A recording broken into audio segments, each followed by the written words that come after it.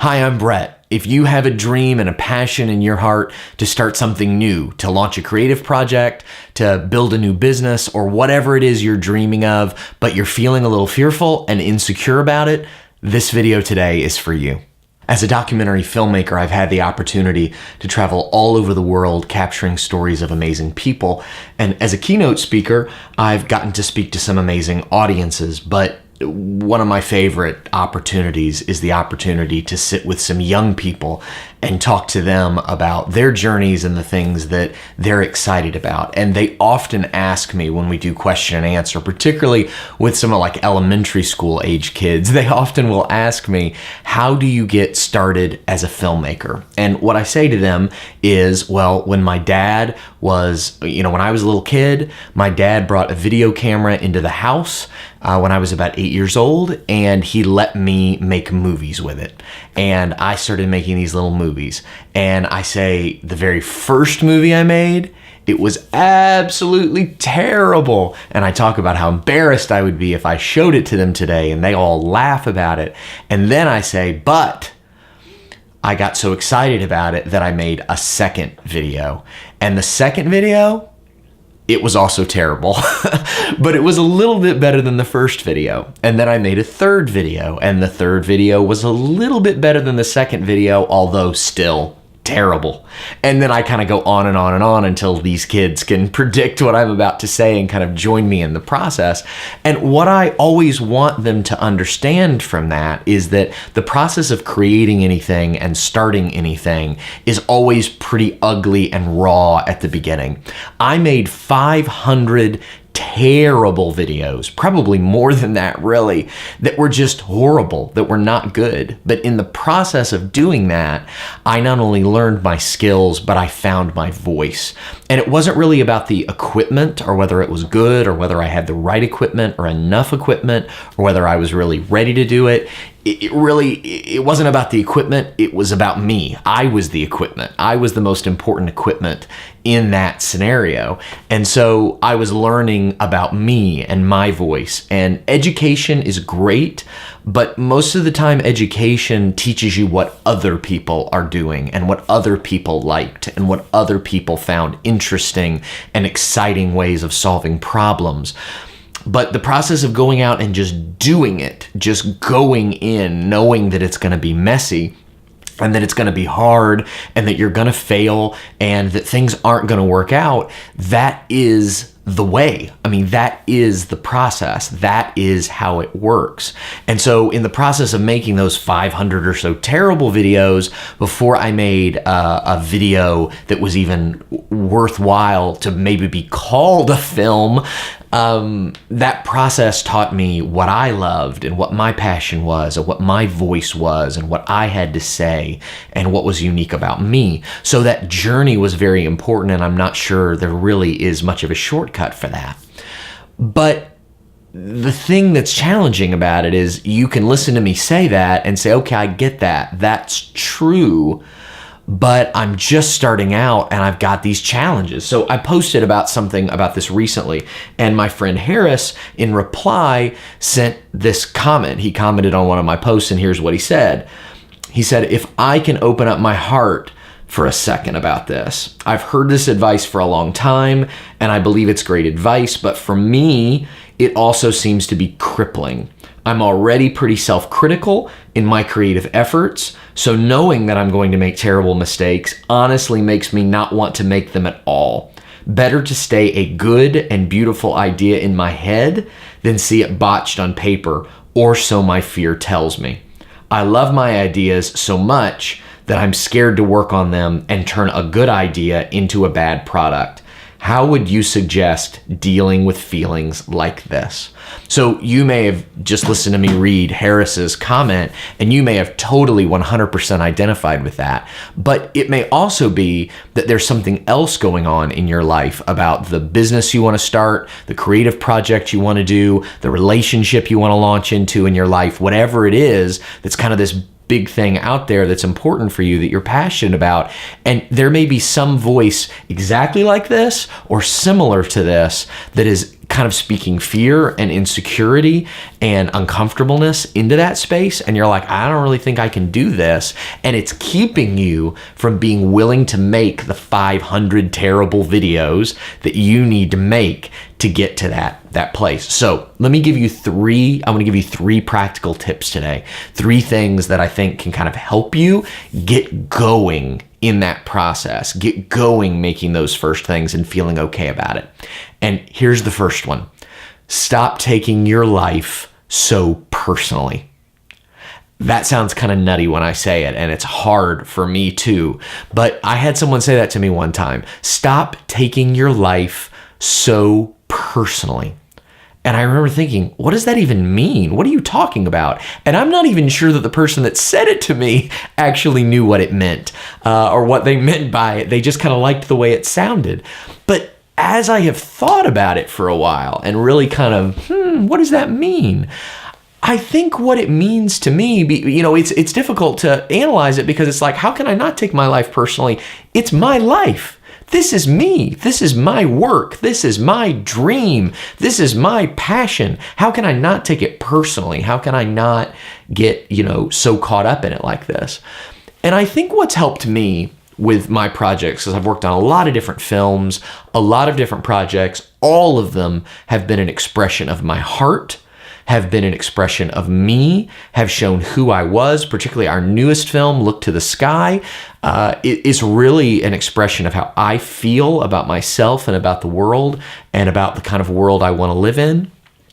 How do I not look at that and say, well, it's an expression of my heart and my soul and my spirit? How do I not take it personally? And for me today, the way that works is I look at it and say, this is an idea that is kind of working through me, but it's not me and it's not mine. There's a great quote that, the purpose of your life is to find your gift and the meaning of your life is to give it away. So the purpose of your life is finding that gift, and then the meaning in your life is giving it to the world. And kind of realizing in that it's really not yours. It's really not yours. We hold on to these things so tight. We feel like they're us. And so that kind of perfectionism, that fear kind of bottles up because it's like, what if I'm not enough? What if I'm not good enough? What if I'm not adequate enough? What if I'm not smart enough, experienced enough, articulate enough, creative enough, wise enough, whatever it is, you're bold enough, courageous enough? Here's the thing. It's not yours. It's not yours. It is this passion, this dream, this idea. It is coming through you, but it is not you. There is, if you want to think of it this way, kind of this muse sitting out there that is kind of giving you this. And when you start to think of it that way, it takes a little bit of the pressure off because you realize that your job is to show up. Your job is to show up and do your work and not worry about whether it's perfect and whether it all comes out okay and what that means about you and whether you're inadequate. Don't worry about that. Just do your part and surrender and know that it's not really yours. And when you can kind of separate yourself from that, when I've been able to do that with my projects, it allows me to flow into them in a way that really creates something that the world needs. And even if my first iteration, my second iteration, my third iteration, my fifth, my 20th iteration of that isn't great, over time, it starts to develop into something that's helpful. So that's number one. Number two is find some safe people that you can work on with this.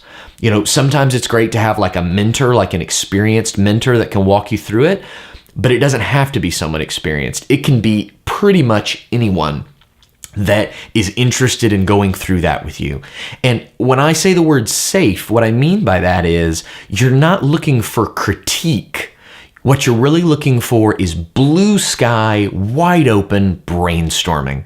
You're looking for someone that will sit there with you and look at this idea, this thing that you have, this thing you're thinking about, and say words like, well, perhaps, maybe, what if, you did this? What if you did it that way? Trying to stay away from those hard, rigid, well, you should do this, and here's how you should do it, and this is the way it should be, and if it's not like this, it's not going to work. And take away all that kind of pressure type statements. Those people, when you're at this stage of the process where you're feeling kind of insecure and fearful about your idea, those people aren't necessarily, in my judgment, the most helpful, because you're not just trying to make something successful. You're, in many ways, this is an extension of your passion and your dream. It's got to be you.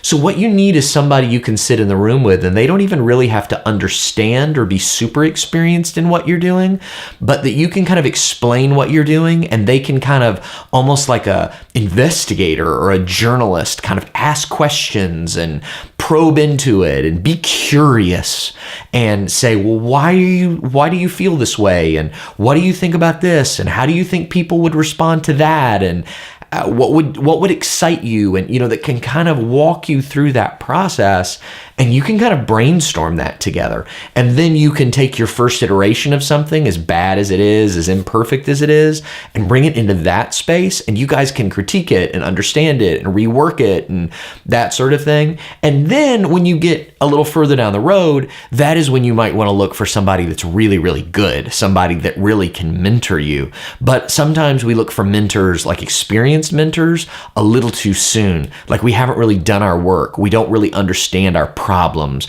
and our hangups and all of that really are the things we need to take another step. And so start just with somebody who's safe and comfortable for you, who will laugh with you and cry with you and smile with you and feel that process with you. So that's number 2. And then the third thing that I think would be helpful to you, if you're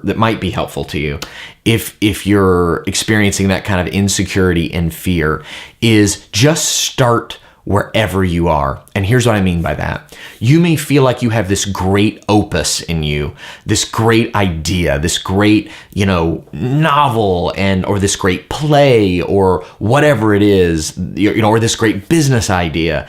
And you may be looking at it today going, man, that is kind of overwhelming. Like, I don't even know how I would do that and all those iterations and getting to the point where it can be what I envision it to be. Then my suggestion is to just start right where you are, which is to say, you may need to make that first episode of the YouTube show you're dreaming about the fact that you are anxious about starting a YouTube show. You might, instead of starting on that big novel that you envision, you might need to write a short story about a person who is fearful about writing a novel. If you're planning to start a business and you don't really understand how to start that business today, then start on social media sharing, documenting the process of being a person who dreams of having a business and yet has these hang-ups and all of these things. That is starting where you are.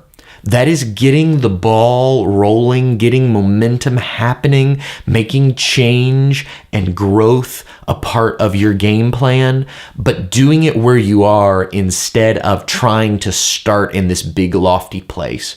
I made the first 500 videos that I made that were all terrible. They were just where I was. They were what I was excited about at that moment. They weren't lofty. They weren't exciting. They weren't going to attract a big audience, but they were me and they were where I was at that moment. And the process of making all those led me to the point where I could make films that would be for much bigger audiences and that would make a much bigger impact.